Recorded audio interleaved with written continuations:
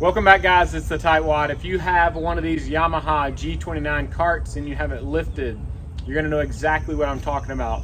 When I turn the wheel to the right, the front right wheel has a tendency to rise up. So it's a little bit sloppy once you put a lift on it. Today I'm gonna show you one of the ways that you can combat that lifting right front tire, make your cart a lot more stable, especially when you put more weight on it. So what's really happening when you make that right turn is this back left side of the cart goes down. So this goes down, forcing the other part up and forcing that wheel to pop up. A company named Power Equipment Man came up with a solution, and it is this sway bar.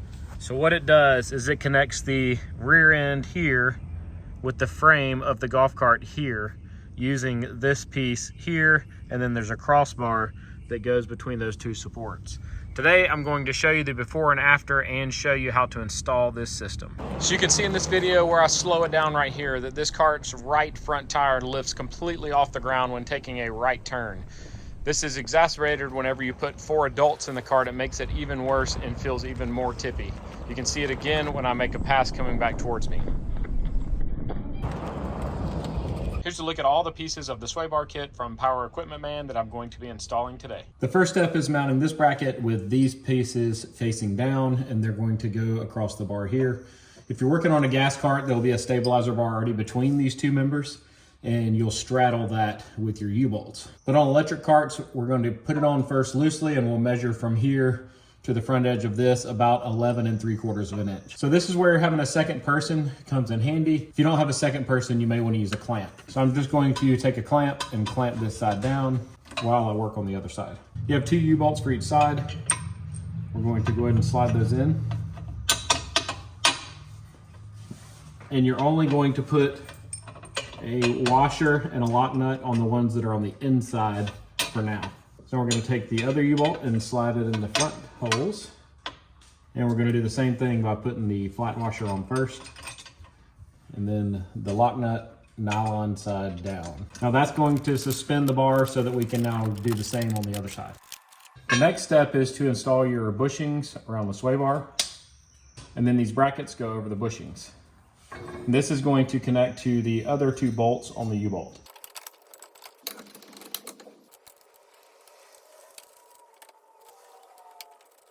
Now we'll repeat the same process on the other side.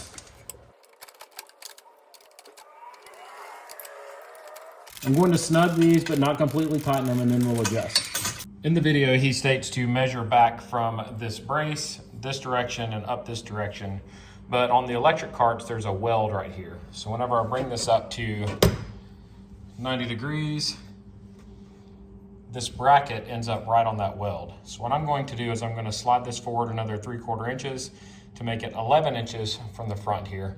And that should land this bracket right here in the open space between this weld and this frame rail.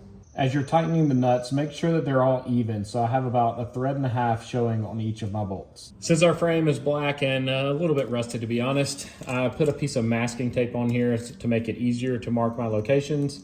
And I measured up from the bottom of the rail 3/4 of an inch and put a line. I just went ahead and assembled this whole piece. Now we just want to get it as square as possible and mark our hole for drilling. A standardized drill is not going to fit in here without removing the rocker panel right here. So we're going to need to pop that out as well. Mine was broken by the previous owner, so it's fairly easy to get out, but there's just some clips underneath and a clip in the end that you can pull out. When drilling the hole, just make sure that you're going in as straight as possible. And I like to start with a smaller bit and then step up to the size that you need. All right, now you have your bolt with washer. Goes through the bracket, through the holes, and then another washer and a nut on the other side. And these are 9/16 as well. And now we just need to tighten the bolt here. And on this one, you will need a closed-in wrench because it's a tight fit at the top. And now you just repeat the same process on the other side. Go ahead and assemble this here before you get started. You have the bolt with a washer and a bushing with the beveled side going up towards this piece. And then you have a bushing with the beveled side going down. Those fit into this piece right here. Then you have another washer. You have your spacer. You have a washer, beveled side facing up, beveled side facing down with another bushing. a washer, and then your nut on top. Now we've applied our tape over here. We're going to measure up 3/4 of an inch. Now we're going to check our square, mark for our hole.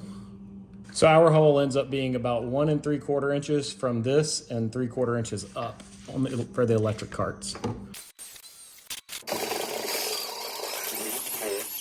Now this goes washer through the bracket,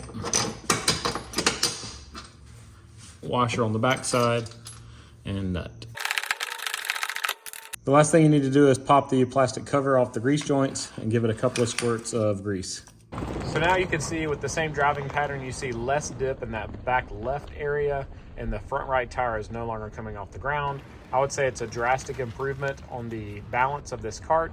If you want to order one for yourself, I have a link in the description of this video that'll take you straight to the sway bar kit on the Power Equipment Man website. Thank you so much for making it to the end of the video. It'd be awesome if you'd click that logo in the bottom left-hand corner to subscribe to my channel, and maybe even check out one of my other videos shown on the right. As always, I hope you guys have a great day.